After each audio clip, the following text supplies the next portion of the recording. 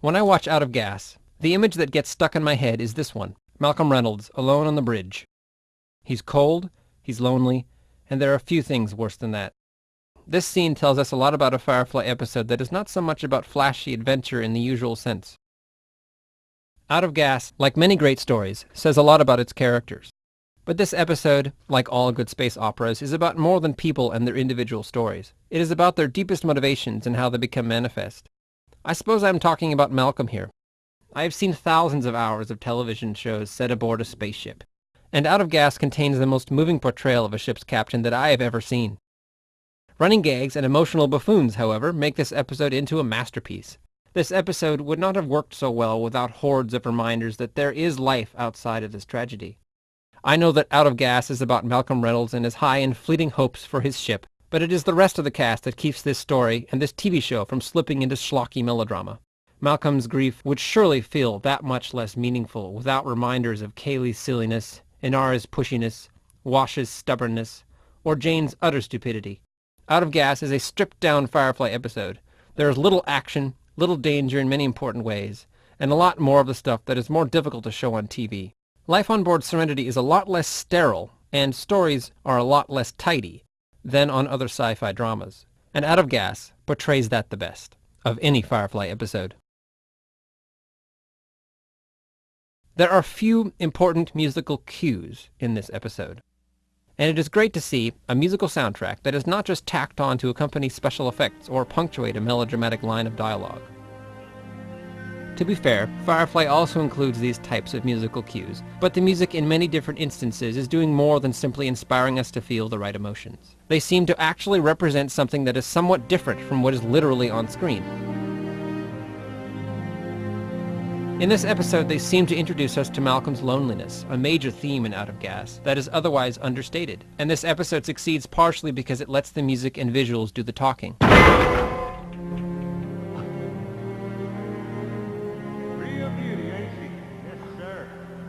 I should also revel in the fact that the music is original to the episode. Firefly, like many other mutant enemy shows before it, has very often succeeded in separating each episode by tone and atmosphere. So not running now? Not so much. But you will. I already know what I'm going to call her. The stories may intermingle, but each episode carries a different message that is spelled out well by music or other things.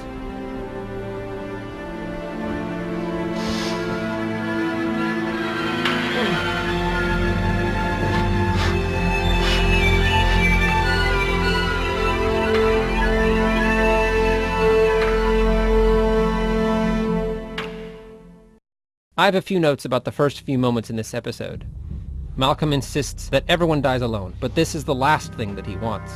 He has an unstoppable practical mind, and so he kicks everyone off the ship because this situation demands it, and he faces his greatest fear, I suppose, being alone. The episode is trying to tell us this when it lets us know almost right away that Serenity will probably be alright. We can see early on that the ship will be repaired when we see the critical adjustment that he is making. But Malcolm's real struggle is with his loneliness. That button will call back his friends whose advice he would be dead without, friends who he has carefully chosen out of all the many people he has come across in his travels. Later in the episode, he desperately looks for temporary allies in the form of the other ship's crew, and it is one of the saddest moments in this television series, when he must kick them out as well. This moment, when they leave, and Malcolm is once again alone, is so heavy that it takes most of an episode to explain it all to us. Firefly has some great distractions, like this scene that makes us forget for a few moments that disaster is supposed to befall them at some point. Keep your eye on Malcolm during this scene. This episode is about him, and it's about his hope to live exactly like this. Natty, truth be told, you know. What was natty? I want to hear about the natty thing. Shepard Book was just telling us funny stories about his life at the monastery. Monastic humor, I miss out on all the fun. And all the food, too, apparently.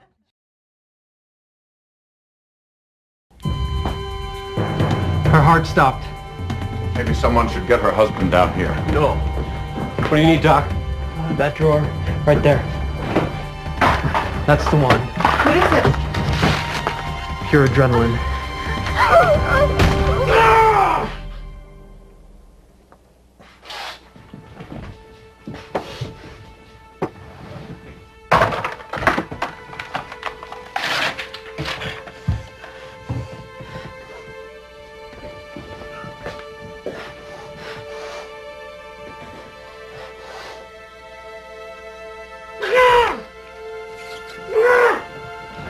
This episode has a great running gag about Malcolm's ignorance of ship operations. Part of this running gag is from other episodes, when a part blows up that Malcolm has been refusing to buy Kaylee since forever. Zoe gonna be okay? You let the doctor worry about Zoe. Another part of the gag comes from a few scenes in this episode that indicate Malcolm is more of an ideas man. His solutions to save his ship sometimes work, but he makes up for this by making some critical mistakes, especially in this episode. Okay, I need that in Captain Dummy Talk, Kaylee. We're dead in the water. Can you fix it? I could try. Just get us to limping. That's all I need. On the flip side of the coin is Malcolm's eagerness to learn how to improve his ship's operations. I suppose that we all recognize that.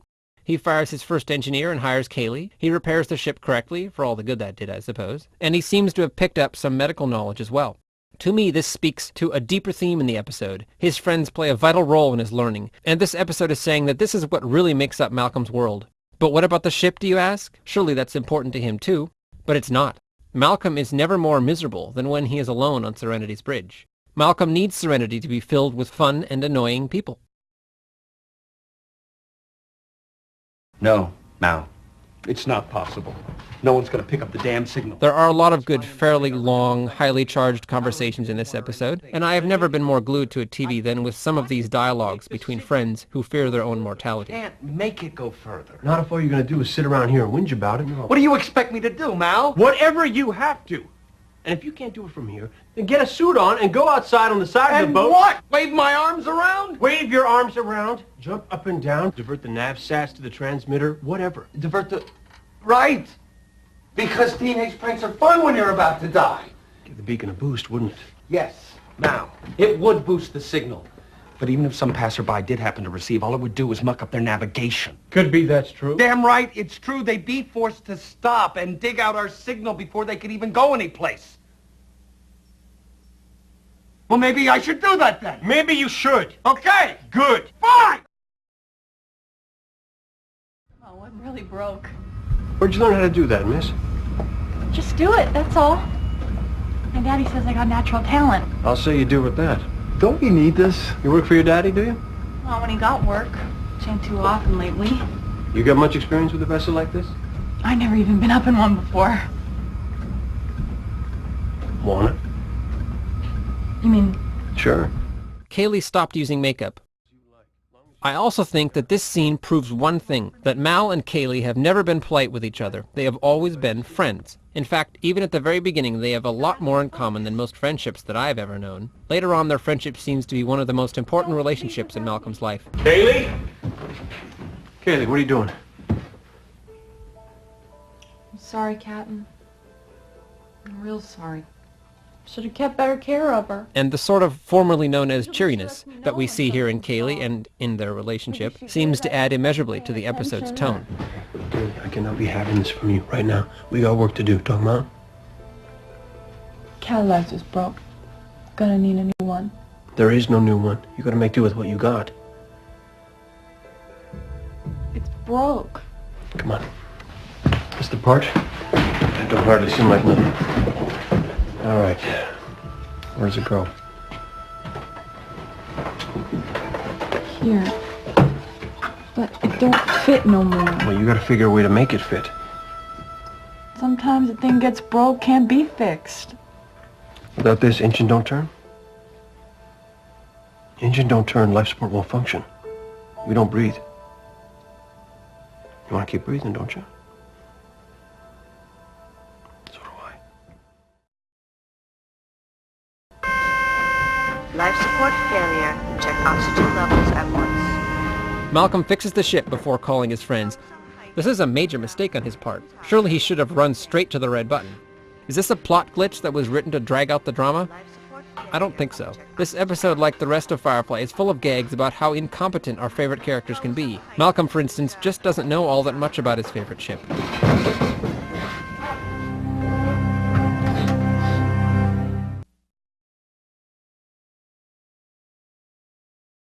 You know, anything that's worth anything is really right here in this cargo bay. So you take a look around, decide what you think is fair. Already decided.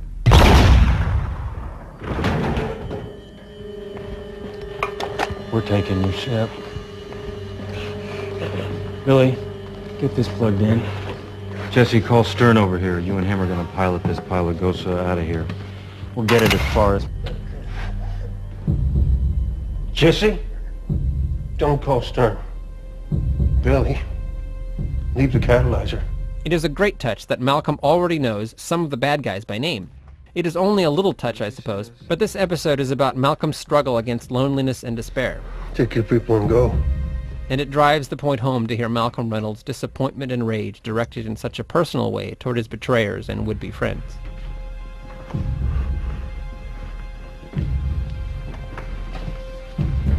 This phrase is a big idea that is alluded to more than once in Firefly. You would have done the same. Kaylee says something like that in War Stories. So does Jane in The Train Job and Janestown. And of course Malcolm implies it when he explains to the doctor in Safe that he returned to rescue Simon because he's a part of the crew. Because Simon would have done the same thing for Malcolm, right? In an anarchic world, such sentiments are important because without public institutions to literally police your life, the reciprocity of relationships is important. The lighting in this episode is critical. The blue creates kind of a gloomy atmosphere, and the washed-out sunlight look in the flashbacks creates a sense of hope related to his friends. However, the lighting, of course, is also important to tell us which time period we're in. Out of Gas alludes to multiple flashbacks and multiple time periods, and the lighting helps the episode's director pull this off nicely. In this episode, I don't ever feel confused about when we are.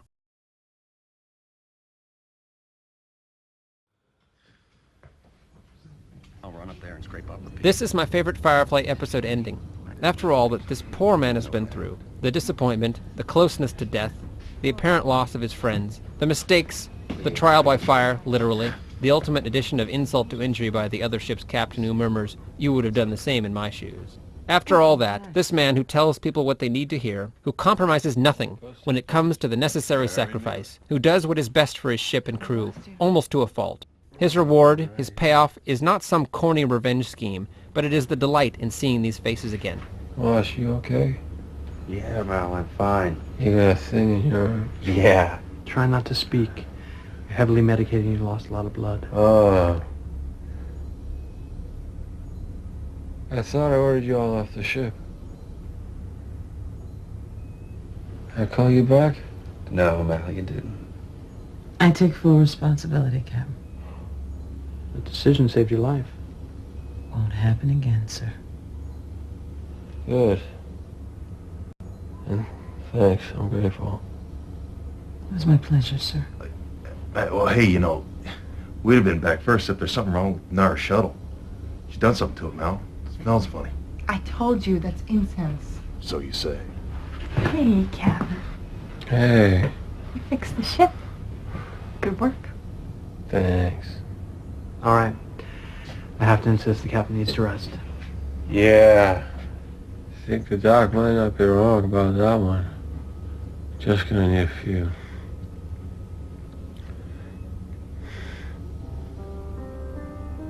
Y'all gonna be here when I wake up?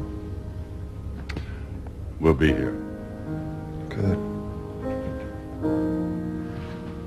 That's good.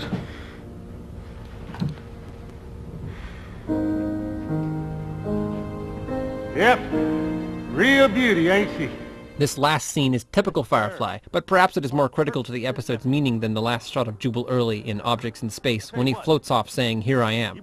This shot of Malcolm lusting after Serenity, as in Objects in Space, follows the episode's emotional climax. Malcolm kind of bears his soul on the hospital bed, and we expect makeup commercials to roll. But Firefly is great at tying all the story's loose ends, regardless of creed, color, or religion, with a little joke attached, of course. To me, this gives us not closure in some sort of Hollywood sense, but it gives the drama a sense of authenticity.